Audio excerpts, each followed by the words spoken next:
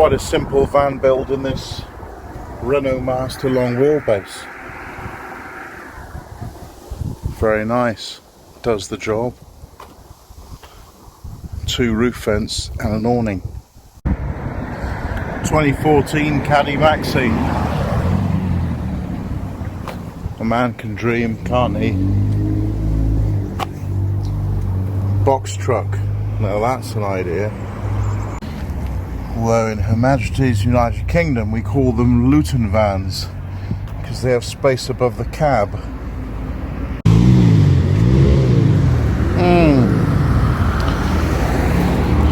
Well, that's it. I've walked right to the edge of town. Transit Custom and the Vivaro long wheelbase. Eeny meeny. Well, eeny. Not allowed to sing that song anymore for some reason.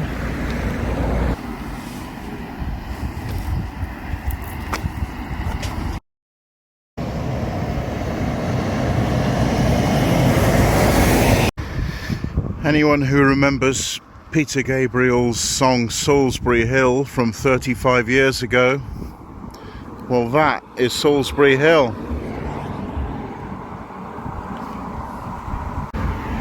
There's an Iron Age fort there on top of the hill. Oh, those look pretty rough.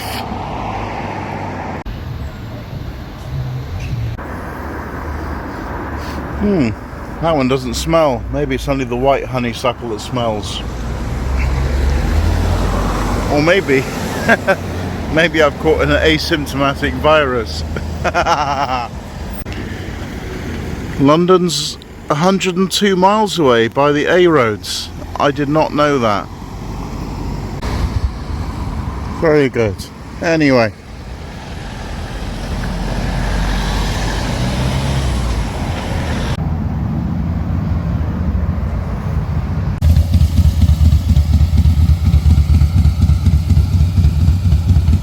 So this Citroen Berlingo is much newer than mine. It's a lot wider. It's got some lovely space in the back compared to what I've got. And this particular example has a roof tent on the top.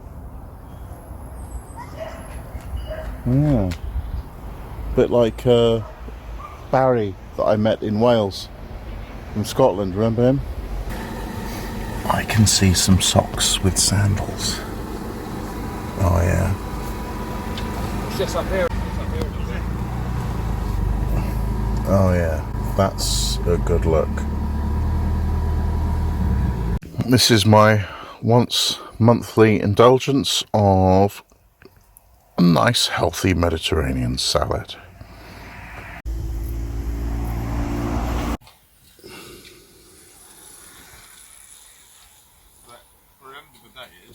The brand new Mercedes Citan L3.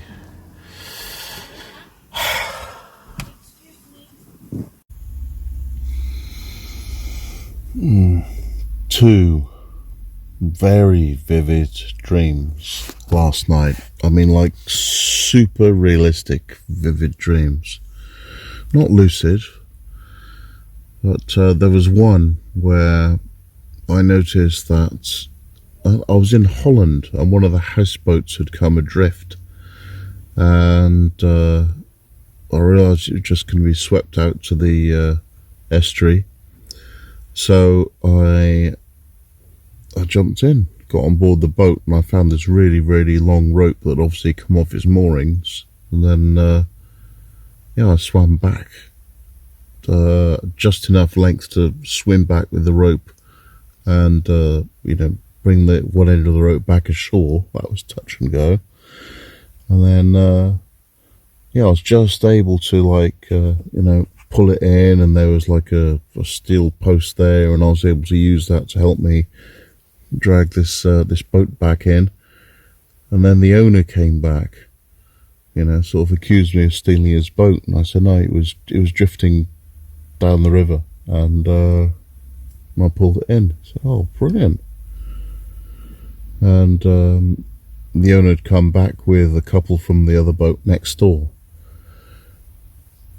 who said something like, "Oh, we're having a party on our boat next door. Come and join us." So that was nice. And then there was another one where I wasn't in the van. I was in some town in Wales, and I'd written a load of postcards, so many postcards, I had to drag them around in sort of a chest behind me, but instead of like tying it to my waist, I tied it to my ankle. So I was walking very unevenly, and like doors were closing, and the chest full of postcards was getting, stuck behind me, and there was stairs, both going up and down, was just fraught, and I was drawing needless attention to myself. And then I finally got into the post office, and I didn't know how many postcards I need. So I said, I have 7. That was, weird. Both of them. Maybe the first one was slightly more of a not really a normal situation, is it? Oh well. I just had the Dole office come back to me with an actual date for an appointment, and it's exactly the same day and time as my MOT. Wednesday, 7th, 3:30 p.m. But they're on opposite ends of town.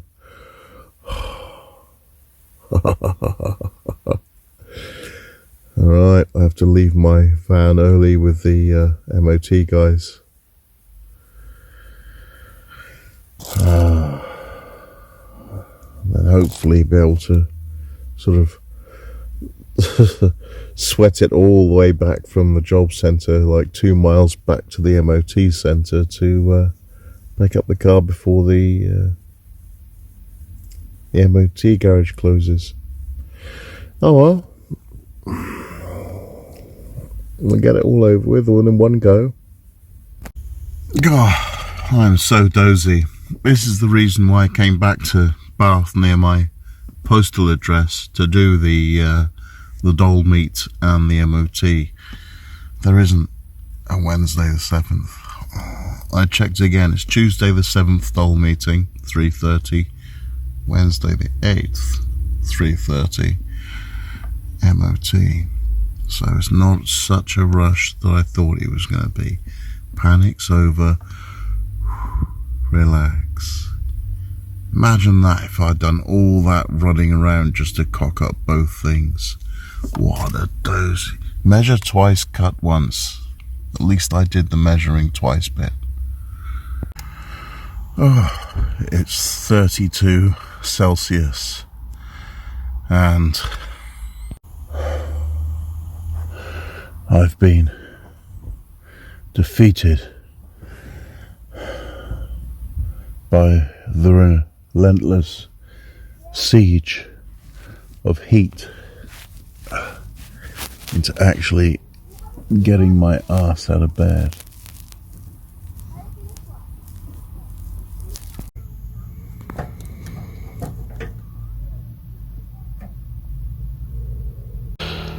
This is a hashtag VanLife moment, isn't it? Lying down on a beautiful day in the back of my van, looking at the riverside.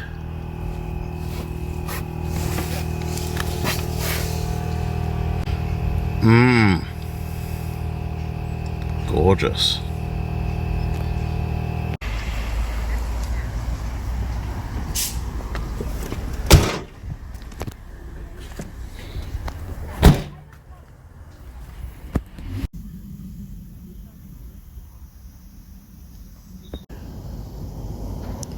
It's a nice little V-dub bus there, with a flip top. It's got sunroof and vents in purple and primrose and very 70s style.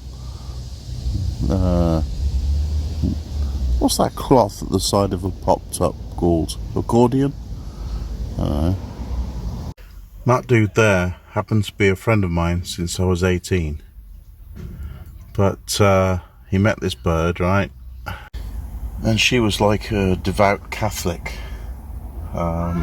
who wouldn't shag him until he'd converted to the religion. So obviously, you know, he was extremely motivated to learn what the religion was. And he's known that I've long been interested in comparative religions. Not that we ever had conversations like that, because you know, he was like sort of Father Dougal, you know, in the Father Ted series. He just doesn't believe any of it, and doesn't give it a second thought, doesn't lose any sleep about any of it, you know, just dismisses it all as some medieval fantasy and leaves it there, kind of thing. So he asked me, what is hell? And that's how I figured. I said, you're dating a religious girl who won't shag you until you believe that religion. And he went nuts. He went nuts. Yeah, never spoke to me since. You know, I told him what hell was. I said it's a religious fantasy to frighten little children into not even considering disbelieving all of this other crap in the book. You know, all the people you have to hate, all the reasons you have to kill people for, that you hate. None of that. He didn't believe any of it. And there he is there. Hope he doesn't see me, because I don't really want to be friends with him again. Another healthy meal. Chicken pasta salad with extra salad, spinach and rocket.